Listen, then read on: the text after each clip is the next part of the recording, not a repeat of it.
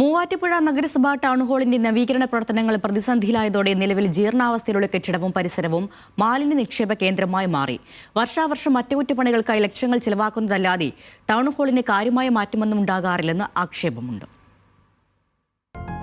Town hall നവീകരണത്തിനായി 2024-25 സാമ്പത്തിക വർഷത്തിൽ വകയിരുത്തിയ 50 ലക്ഷം രൂപയും 2025-26 സാമ്പത്തിക വർഷത്തിൽ വകയിരുത്തിയ 1 കോടി രൂപയും ഉൾപ്പെടെ 1.5 കോടി രൂപയുടെ നവീകരണ പ്രവർത്തനങ്ങൾക്കാണ് തുടക്കമിട്ടത്.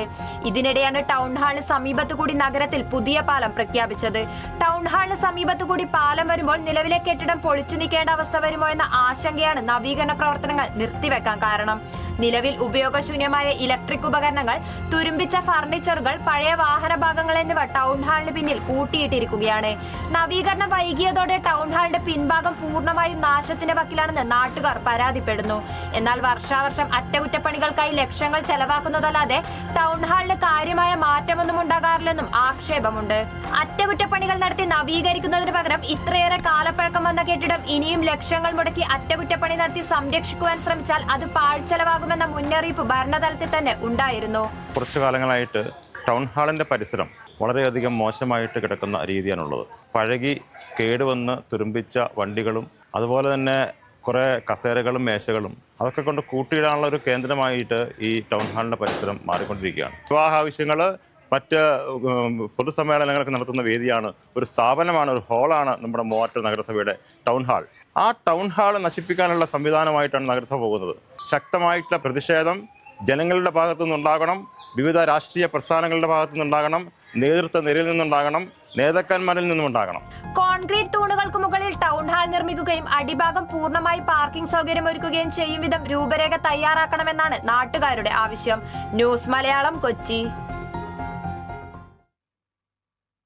എറണാകുളം നഗരത്തിൽ സാധാരണക്കാരുടെ ആശ്രയമായ മഹാരാജാസ് താലൂക്ക് ആശുപത്രി നാശത്തിന്റെ വക്കിലാണ്.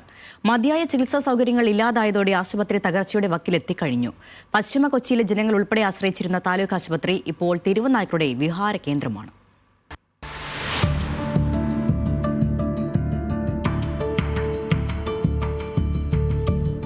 മഹാരാജാസ് താലൂക്ക് ആശുപത്രിയിലെത്തുന്നവർക്ക് ചികിത്സ ലഭിക്കാതെ മടങ്ങേണ്ട അവസ്ഥയാണ്. മതിയായ ഉപകരണങ്ങളുടെയും ജീവനക്കാരുടെയും കുറവ് ആശുപത്രിയുടെ താളം തെറ്റിച്ചിട്ട് നാളുകളായി. അധികാരികൾ ആശുപത്രിയുടെ ശോചനീയാവസ്ഥ കണ്ടില്ലെന്ന് നടിക്കുകയാണെന്ന ആക്ഷേപവും ശക്തമാണ്. കൊച്ചിക്കാർക്ക് നമുക്ക് ഇവിടെ നല്ല ട്രീറ്റ്മെൻറ്റ് കിട്ടണം. മറ്റുള്ള ഹോസ്പിറ്റലിൽ പോകാതിരിക്കാനുള്ള സംവിധാനം വേണം. മെയിനായിട്ട് ഇവിടെ കുറേ രോഗികളുണ്ട്. കൊച്ചിയിൽ എല്ലാവിധ രോഗികളുണ്ട്. ഇവർക്ക് ചികിത്സിക്കണമെങ്കിൽ നേരെ പോകേണ്ട ഒന്നൊരു കോട്ടയം മെഡിക്കൽ കോളേജിൽ അല്ലെങ്കിൽ ജയർ ഹോസ്പിറ്റലിൽ പോയാൽ നേരെ കൊണ്ടുപോകണം കോട്ടയത്തേക്ക്, അല്ലെങ്കിൽ പിന്നെ കളമശ്ശേരി ഹോസ്പിറ്റലിലേക്ക്. ആ കണ്ടീഷനിലേക്ക് മാറിക്കും. നമുക്കിപ്പോൾ അത്യാവശ്യം നമ്മുടെ ഈ ഹോസ്പിറ്റലിൽ നല്ല രീതിയിൽ കൊണ്ടുപോകണം. ഇവിടെ ട്രീറ്റ്മെൻറ്റ് കിട്ടണം. ആരോഗ്യരംഗത്ത് മികച്ച നേട്ടം കൈവരിക്കുന്ന കേരളത്തിലാണ് ഇങ്ങനൊരു ആശുപത്രി സ്ഥിതി ചെയ്യുന്നത്. ആശുപത്രിയിൽ ഒരു ശസ്ത്രക്രിയ നടന്നിട്ട് മാസങ്ങളായി. പശ്ചിമ കൊച്ചിയിലെ ആളുകൾ കിടത്തി ചികിത്സയ്ക്കായി മറ്റ് ആശുപത്രികളെയാണ് ഇപ്പോൾ ആശ്രയിക്കുന്നത്. ഇവിടെ ഒരുപാട് ഡോക്ടർമാർ, സർജൻ ഇല്ലാണ്ട് മാസങ്ങളായി. കുട്ടികളുടെ ഡോക്ടറാണെങ്കിൽ സ്ഥിരമായിട്ടില്ല. പിന്നെ മറ്റുള്ള ഒരുപാട് ഡോക്ടർമാരെ കുറവുകളുണ്ട്. ഒരു ചെറിയൊരു പനിയോ തലവേദനയോ വേദനയോ വന്നു കഴിഞ്ഞാൽ അപ്പം എറണാകുളത്ത് ഒരു ഷിഫ്റ്റ് ആണ്. ചെറിയൊരു ആക്സിഡൻറ്റ് പോലും ഇവിടെ വന്നു കഴിഞ്ഞാൽ 5 മിനിറ്റിനുള്ളിൽ എറണാകുളം ഷിഫ്റ്റ് ആണ്. 2 പാലങ്ങൾ കയറി ഇറങ്ങി എറണാകുളം ഇത്രയും തിരക്കുള്ള ഹോസ്പിറ്റൽ, ജനറൽ ഹോസ്പിറ്റലിൽ എത്തുമ്പോൾ മരണം സംഭവിക്കണം. ഇതിനൊരു അറുതി വരുത്തണം.